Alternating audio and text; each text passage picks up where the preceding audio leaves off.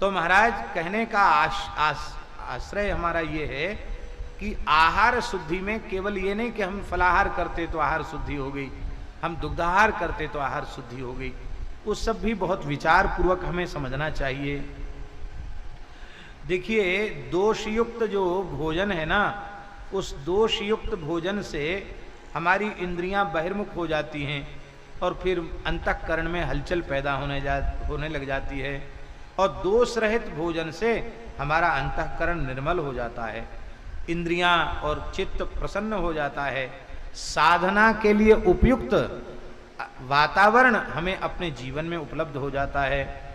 धर्म शास्त्रों में अभक्ष्य कहे गए प्याज, लहसुन, खाद्य आदि जो पदार्थ हैं वो जाति के दोष से युक्त हैं, इसलिए उनको भी आहार के रूप में ग्रहण नहीं करना चाहिए।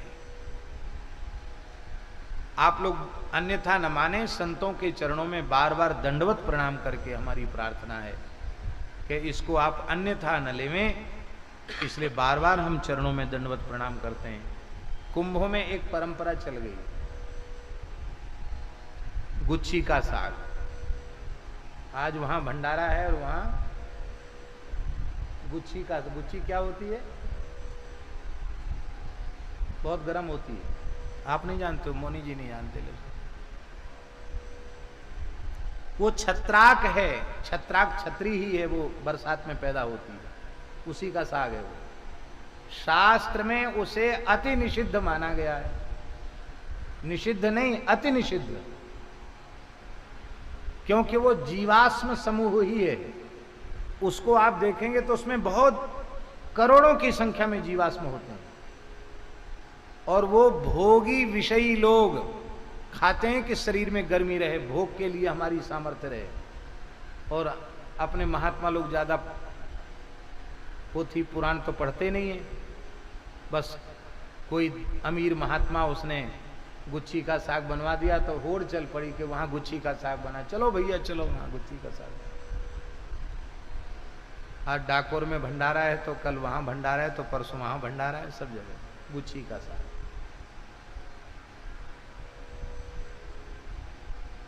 वही वस्तु हमें आहार के रूप में लेना है जिससे राम राम कर सके। क्या प्रयोजन है? ये सब निषिद्ध वस्तुओं का आहार ग्रहण नहीं करना चाहिए। प्याज, लहसुन, गुच्छी, ये सब जो है अनुचित है। उच्छिष्ट, केश, कीट आदि से युक्त पदार्थ, सड़ाकर बनाया हुआ पदार्थ, ये सब जो है निमित्त दोष से युक्त है।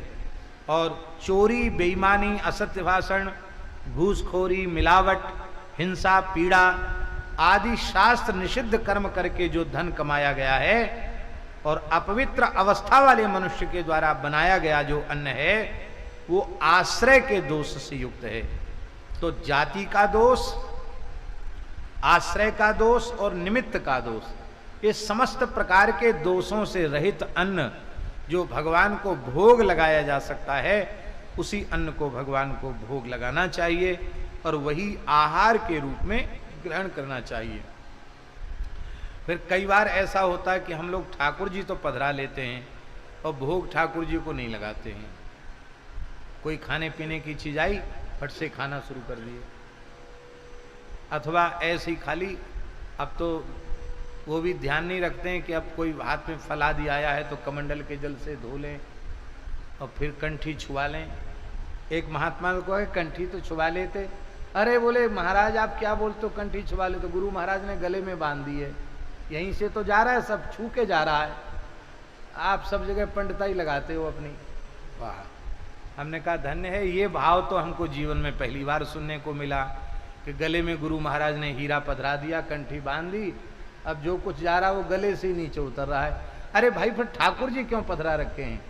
यदि हमने ठाकुर जी पधरा रखे हैं, शालिग्राम जी या चित्रपट सेवा जो भी है, तो जो कुछ भी पाओ भगवान को भोग लगा कर, भगवान को निवेदित करके पाओ, यही उत्तम पक्ष है।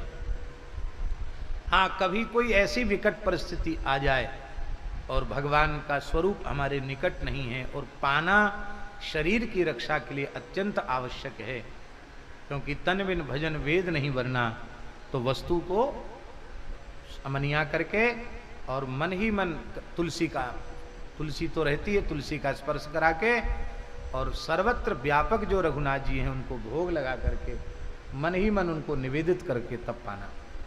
फिर भोग लगने योग्य वस्तु कौन सी है? फल आए या मिठाई आई, उसमें से पहले थोड़ा किसी को दे दिया या खा लिया, अब जो बचा हुआ है वो भगवान के भोग के योग्य नहीं है। इसलिए जो भी वस्तु आवे पहले भगवान को भोग लगे, उसके बाद किसी को दिया लिया जाए, यही उत्तम है।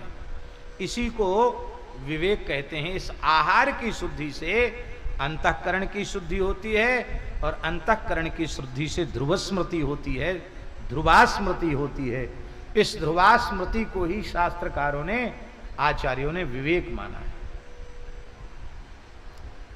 अस विवेक जब दे विधाता, तब तजी दोष गुनहि मन राता। गोस्वामी जी ने भी कहा है। दूसरा है साधन सप्तक में विमोख।